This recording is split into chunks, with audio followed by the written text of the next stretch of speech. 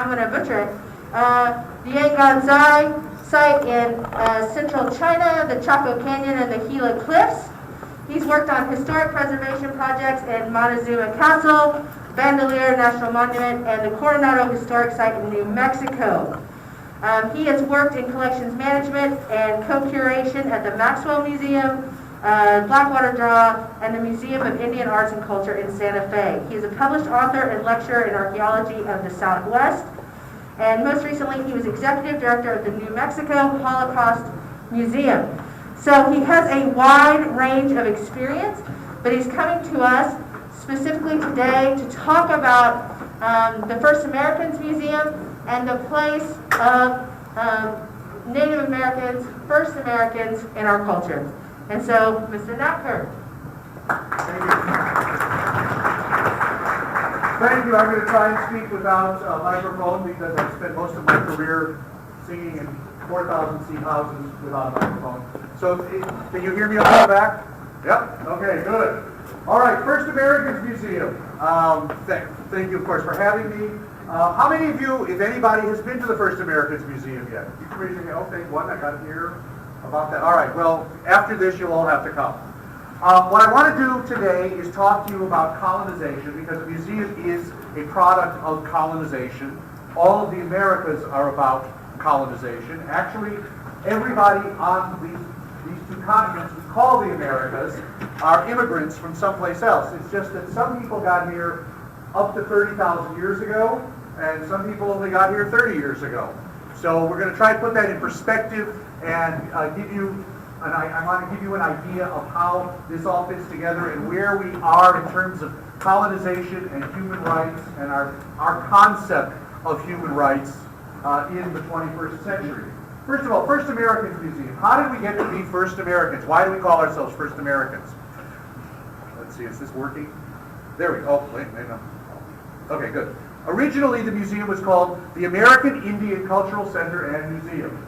Now, the staff, which is 80% indigenous population to Oklahoma, they're members of the 39 tribes. We represent all 39 tribes of the state of Oklahoma at the museum, which makes us a unique regional museum. And also, because our entire curatorial staff is indigenous, it gives us the opportunity to speak from the first person instead of the third person. When you go into most museums, the little cards will always say, they did this and they did that. And First Americans were able to say, we did this and we did that. This is how we see this. And we thought, American Indian, that's kind of confusing because A, we also have Indian Americans now. There's a large population that has migrated here from the South Asian continent. And B, if Columbus had been sailing to the west to find China, everybody that was indigenous to these places, to the Americas, would be called Chinese. It's true. That's why Columbus went, Indios. That's how they became Indians. So he said, all right, let's forget about that. Then the state formed an agency called the Native American Cultural and Educational Authority, which was used to create bond issues to build a building. And we thought, Native American, that's good. But we've all filled out forms that under ethnicity, there's all these little check boxes, and one of them always says Native American. And a lot of people whose families have been here for 3, 4, 5, 6 generations say, well, I'm a Native American. I've lived here for 150, 200 years. So they check it, and you can't really say that they're not. So we look north to our Canadian brothers, and they call the indigenous people First Nations, because we talk about the Indian people as sovereign nations, which we'll get to in a minute.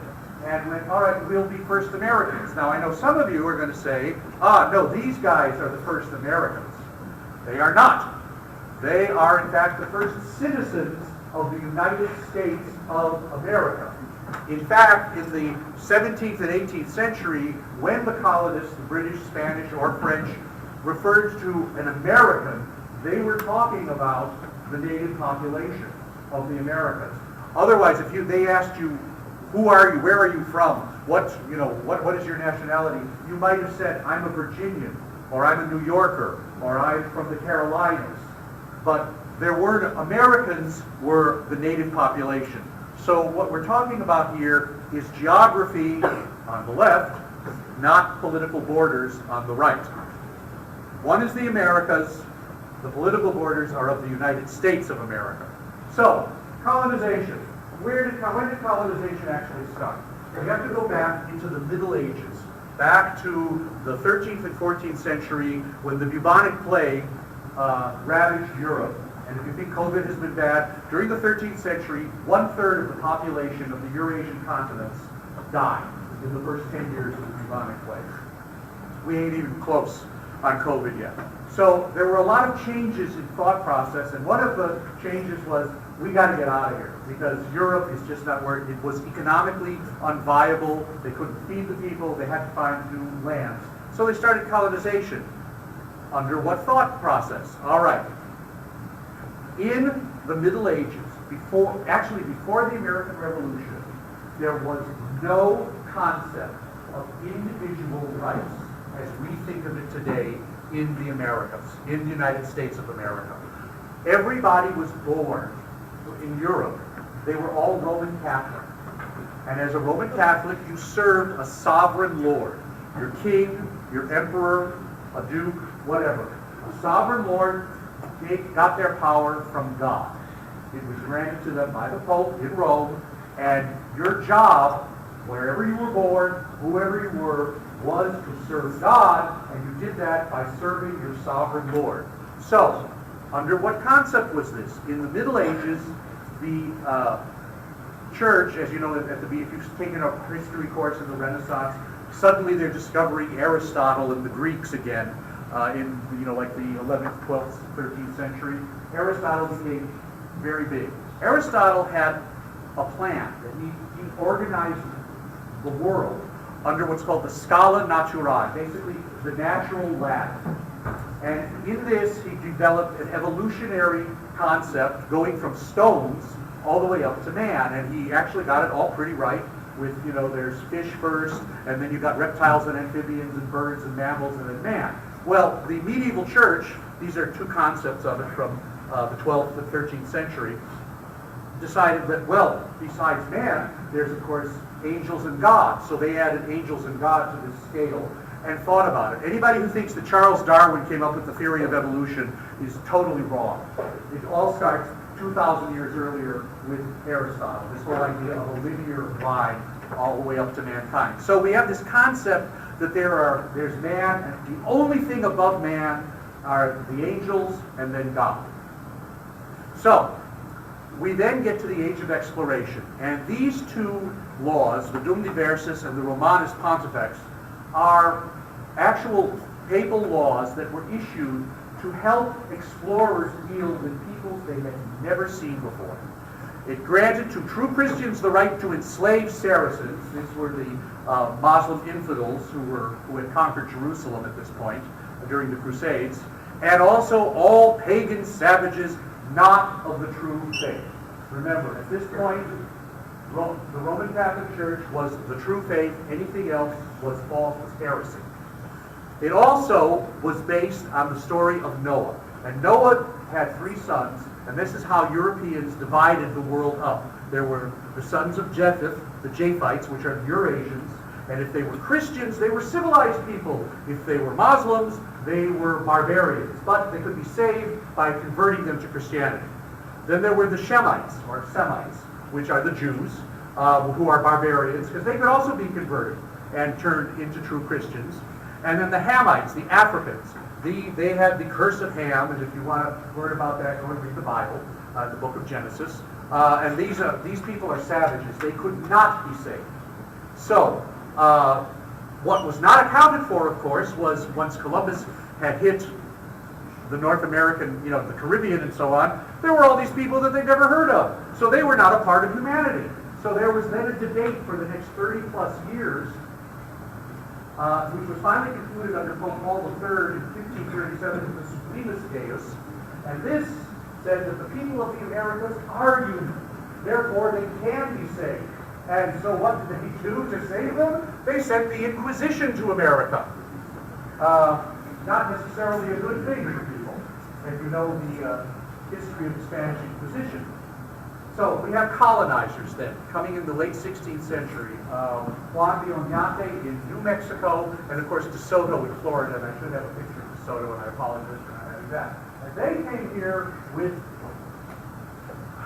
this mandate from the King of Spain, that because the Spaniards were of the true faith, and the King of Spain ruled by divine right, he had the power of God, Oñate and De Soto were commissioned by the King of Spain, they could claim all of the land of the Americas for the King of Spain, because they were claiming it for God. And if necessary, they could cleanse the devil worshippers, the natives, through the Inquisition. Now, a little back, we know for a fact that the Grand Inquisitor of Mexico, down in Mexico City, burned 10,000 indigenous people during his reign, and dug up another 9,000 already dead souls and burned them just to be sure. So we have all of this going on in the late 16th, early 17th century here in New Mexico, what is now New Mexico, Arizona, a little bit in Florida, but basically the Floridian colonization gave way to the British very quickly. Now, during that same time, we also have the Sistema de Castas. This was the law of all lands governed by Spain. What the Sistema de Castas is, it is what quantum tells you about a person's racial purity. What you see here is a painting. And you'll see if you go to South America or to Mexico, the museums in Mexico City, down in Bogota, Colombia, in Buenos Aires, there are paintings. And there were three races to the Spanish. Español, or Spaniard, Indios, the indigenous people here, and Negros, people from Africa, the slaves brought from Africa. And depending on who married whom, that determined what your place was in the system, and what this determines is how much property you can own, if you can own property, if you have any right to property at all, and if you can conduct business and free trade. Obviously, the lighter you are, up in the upper left-hand corner, the higher up the ladder you are, the lower down you are, the darker you are, the worse off your situation was. So this was the law of from California to like West Texas, all the way through the 18th century. It actually informed a good deal of what goes on in the 18th and 19th centuries in the United States. So, then the British come along in the beginning of the 17th century, 1619, the beginning of the slave trade. Why is there a slave trade? Well, the British were all about the global capitalism.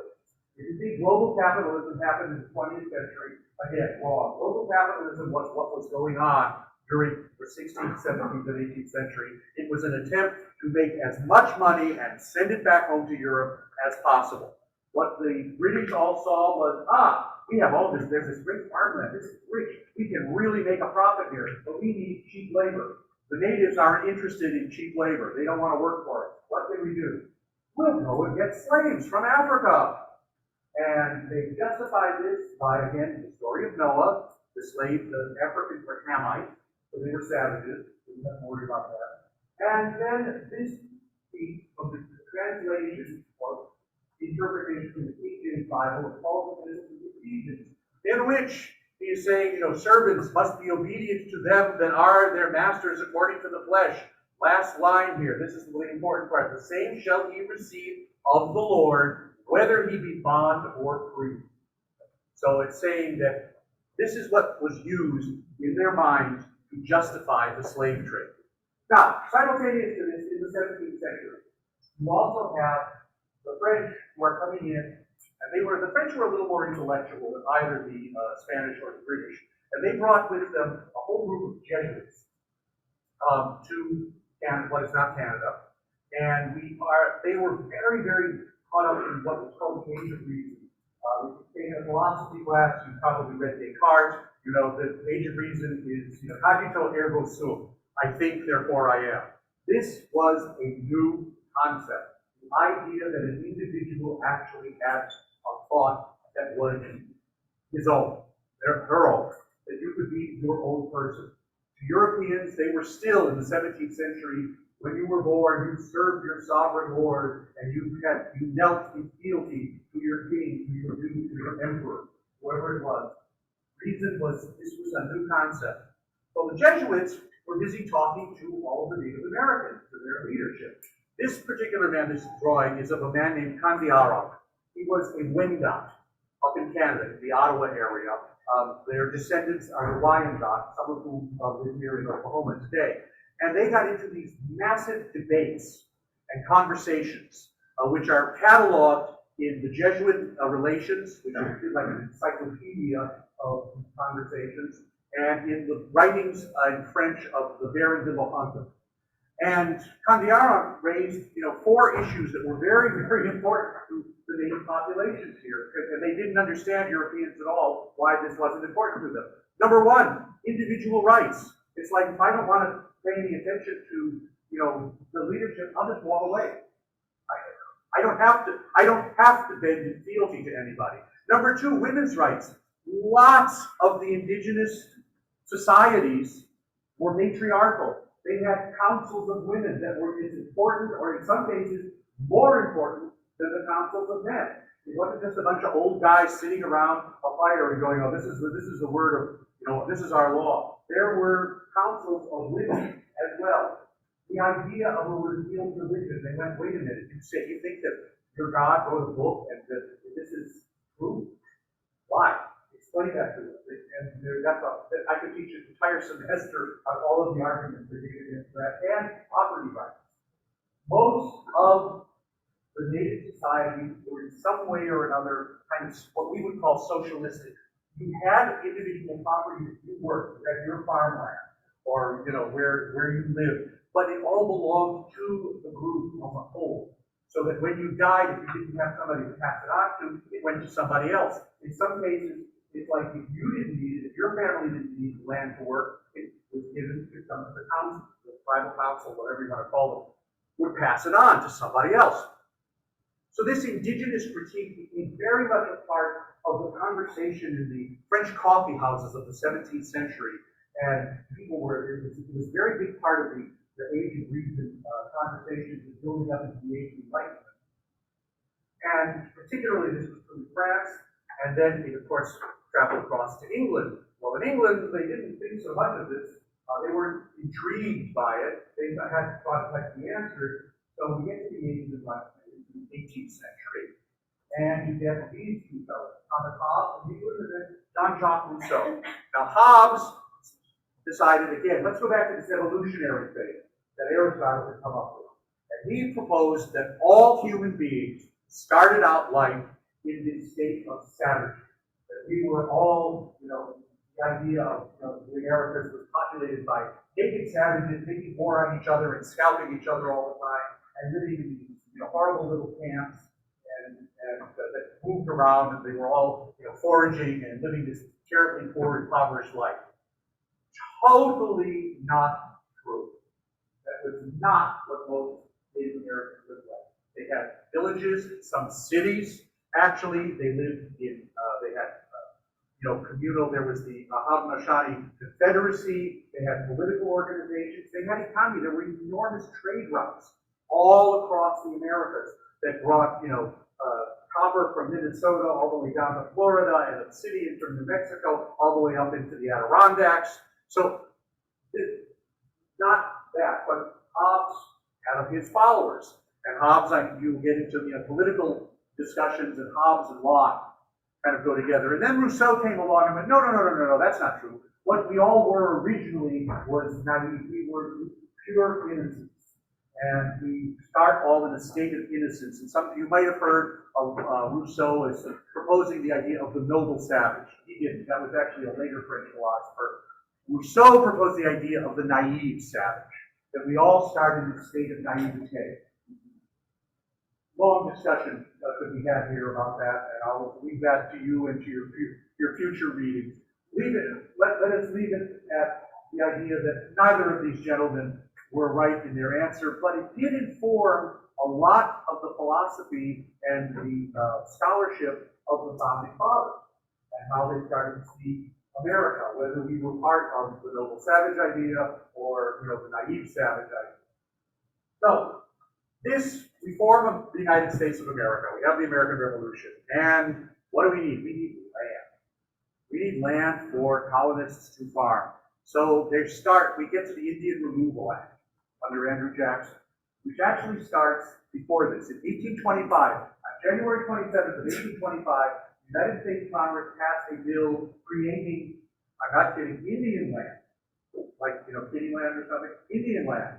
Eventually becomes the state of Oklahoma 100 years later.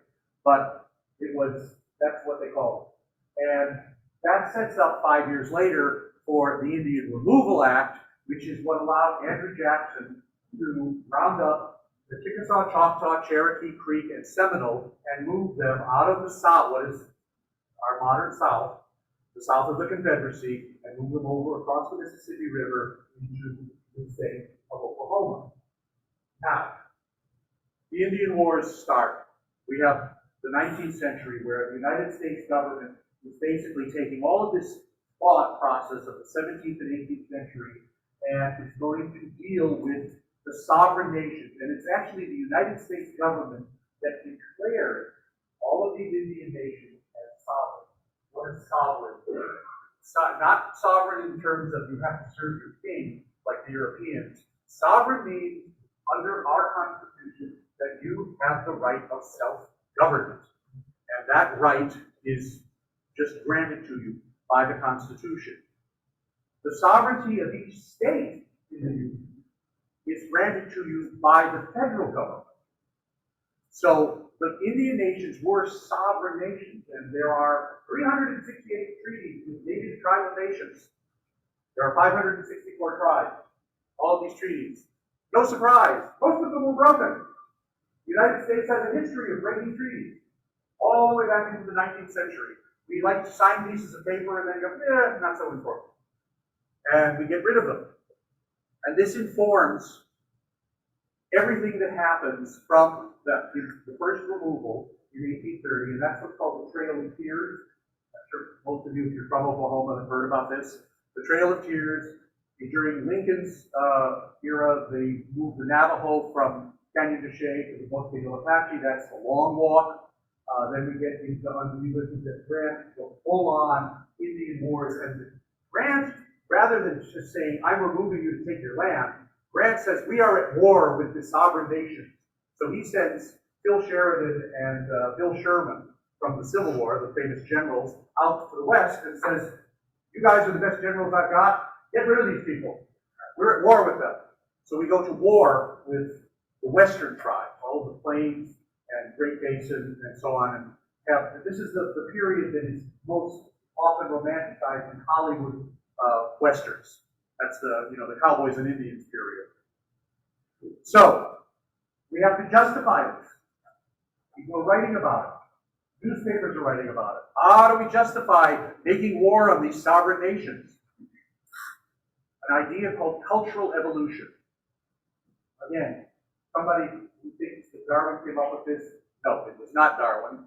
It was actually an anthropologist named Henry Louis Morgan in the 19th century, who was not a racist. He was very much an advocate for different tribal members and all that. He was just being a scientist and trying to categorize things to create a typology, if you will. And this is his typology, and it's about from savagery and barbarism into civilization. And the categories, if you read this, it's all about technology. Basically, it's like this. The Plains tribes, they have bows and arrows. They are hunter-gatherers. They are the high level of savagery. The Pueblo tribes of New Mexico and Arizona, they build buildings. They live in basically apartment buildings. They're the low level of barbarism. Well, he didn't think that he was creating anything racist. However, the politicians in Washington went, here's our justification. We're fighting savages. These are barbaric people. That's part of our justification. And then, along with Morgan, in England, we have these three gentlemen who coined the term social Darwinism. I'm sure you've all heard the term survival of the fittest, and it's always been associated again with Darwin. He didn't say it. It was the middle gentleman, Herbert Spencer. Thomas Malthus, Herbert Spencer, and Francis Galton. They came up with the idea of social Darwinism, that we all evolve and that we can become better people and improve ourselves through selective breeding. Now, Galton, if you're studying criminology, you're going to hear about Galton. He invented the fingerprinting system. He was the first guy that realized that our fingerprints are all different. He was a very good scientist. And again, they didn't think of themselves particularly as racist. They just thought, we can make healthier people with selective breeding. And they came up with this idea of eugenics. Eugenics is the self-direction of human evolution. It's like we can choose who we have babies with. But there's problems with eugenics. The first problem was here in America, a man named Madison Grant. This book, The Passing of the Great Race. Madison Grant took it to its illogical conclusion. And said, we can purify the races, and the most pure race are the Northern European stock of blonde, blue-eyed, white people. And if you read Mein Kampf by Adolf Hitler, you will find that Hitler references the passing of the great race as his Bible. The concepts that ended up with the Holocaust in Germany started in England first and then in America. Now, we didn't go anywhere with them in America. This was fought and argued against at the beginning of the 20th century, but in Germany, it took off like wildfire. So we have this underpinning everything that's going on in terms of civil rights and human rights at the turn of the 20th century. And it creates a concept called scientific racism. And here you see, this is from the 19th century, the four races of man. Indian, Asian, African, and of course the noble European. You also have pseudosciences developing at the end of the 19th century. Anthropometry, this is the measuring of our skulls and our bones to prove that there are inferior people. These are charts that were made about the de-evolution of human beings into different animals and so on. And then the creation of the science of phrenology, studying the lumps on your head to prove that you are an inferior person or that you have a particular personality disorder. And to prove this, here's where museums come back into it as an element of colonization. Museums want to enhance their scientific credentials. So they went, oh, well, we're going to study all of this stuff. So they put out, we have what are called skull wars in the 1880s and 1890s. And this is a real thing. And I'm not talking about fringy museums here, out there. This was the Smithsonian, the Peabody at Harvard, the American Museum of Natural History in New York, and the Field Museum in Chicago. They put out a premium. $5 for a skull, $20 for a full skeleton of an American Indian. And there are, still to this day, in all of these museums, thousands of human remains that were collected by soldiers who would go, and rob graves on the reservation. Sometimes they would just kill them and have them be fleshed and send their skulls and skeletons off to Washington and collect their reward for it. This gave rise, of course, to the NAGPRA law in 1990, the Native Americans Graves Protection and Repatriation Act, which we could do a whole class on, and why. And there has been an attempt, of course, in the last 30 years on the part of museums to return as many of these remains as possible. There was no reason to collect them. There was no scientific value in them, other than they were measuring their skulls to try and prove that Native Americans were inferior to European Americans, or that they were different. They also were doing this, FYI, there was a lot of this it's very grisly in the South, in the lynchings of African Americans. They would send they could get a premium for them too. So it's a very dark period in our history, and one that we don't often talk about in history lectures or political lectures or whatnot, but it is a part of it. There is a book, as a matter of fact, called The Skull Wars by David Hurst Thomas, which I highly recommend to you if you have an interest in this particular aspect of it. Yes? You guys have like a much higher percentage of people working in your museums, to make it easier to deal with NAGPRA-related issues. We are always aware of the NAGPRA implications of yeah, he's asking about, does it make it easier for us to deal with NAGPRA issues because we have 80% Native Americans working at the museum. It makes it easier in that we're always aware of it, and if we take in an artifact, we always examine the NAGPRA implications of it before we even think about accessioning it. So yes, in that terms, yes, we are totally aware of it. And in terms of museology, which is a real word, the study of museums, all museums now are becoming more indigenized in this way. The Smithsonian, particularly, they inherited this, and I'm going to get to that in just a minute about the collections that they inherited. So we have the Skull Wars. What else is going on at the end of the 19th century as the Indian wars are winding down? We have cultural genocide. Kill the Indian to save the man. This was actually a motto. This was an advertising slogan put forward by a man named Pratt, who ran the Carlisle School. Have any of you heard of the Carlisle School? You know about that, the Indian schools? Okay. On the left there, that's a picture from the Carlisle School. The picture on the right was taken only about a year and a half ago, actually, at the Carlisle School. What happened at the Carlisle School? Basically, to kill the Indian and save the man, the United States government went and kidnapped children from the tribes, took them away, forbade them to speak anything but English, forced them to eat a completely different diet than they ever had to, cut their hair, made them wear uniforms, and took away all of their cultural underpinnings.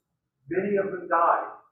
What you see there on the right, as an archaeologist, I can tell we discovered recently in excavating the Carlisle School, there are thousands of children buried in mass graves underneath the Carlisle School. It was hidden for over a century and only recently discovered thanks to ground penetrating radar, and what you see there is a memorial to those children who died. Cultural genocide, if you don't know, and why would you if you're not an anthropologist, the easiest way to kill off a people is not to take a gun or a sword to them. Change their diet. Change it drastically from what they're used to, and they will sicken and die fairly quickly without you doing anything else. What happened to the Pilgrims at Plymouth Rock was not that they didn't have food. They had lots of food. It's just they were English. They were used to eating potatoes and cheese, lots of cheese, bread, and some meat. They got to New England, and what they had was corn and lots of fresh vegetables and fish. Their bodies were not used to digesting that, so they got sick. Many of them got so sick they died from it. It was not, the typical Thanksgiving story is, oh my God, they were starving to death and the Indians saved them. And yeah, the Indians did. The Wampanoag actually did give them food, but it was what they were dying from was they were just not used, their bodies were not used to that. So if you want to experience that, change your diet drastically. I mean, really drastically. If you're used to eating, hamburgers and all of that, go on a vegetarian diet for a couple of weeks. For a couple of weeks. You're going to get very, very sick. So we have cultural genocide going on at the beginning of the 20th century. We also have this gentleman in the museum world. Hyde. His name is Hyde. William Henry Hyde. And he was a robber baron of the 19th century. Besides kill the Indian and save the man, there was a concept at the beginning of the 20th century that in another century, all Native Americans were going to be extinct. I'm not sure if that was an idea that they thought, oh, that's what's going to happen to them, or that's what they wanted to happen to them. Nevertheless, people like him believed that. He had more money than he knew what to do with. He was roughly the equivalent of Jeff Bezos in his day. So he sent out agents to collect every artifact he could from Native American tribes. And he collected almost 1 million objects. And that became the Hyde collection, which was its own museum at one time in New York. There's still a little piece of it left up there, but it became the basis of the Smithsonian collection. And if you're as old as I am, you remember when museums looked like this. This is a typical colonial era museum, late 19th, early 20th century, where there's it's loot. That's basically what they were doing. It's loot. It's like, we defeated these people, we're going to take this. Here, isn't it odd? Look at these strange baskets. Look at this funny piece of pottery. Here's a bunch of arrowheads. And yeah, museums really did look like that. It was pretty terrible.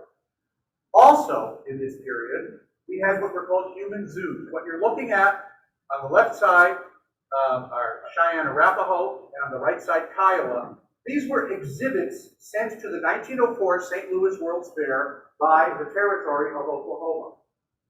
These people are part of an exhibit.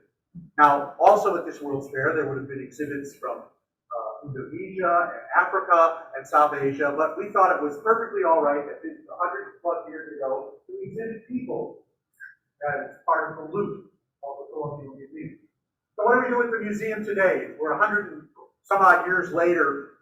We can't decolonize a museum because it is a product of colonization. What we can do is indigenize it and give a voice and an interpretive voice, rather than just going, oh, look at these funny looking things here, look at this, pretty art object or whatnot, and say, this is what this object means. This is what this object has to say. This is what it is in our worldview. This is what it is in our cosmology. So today at First Americans, this is one of our galleries.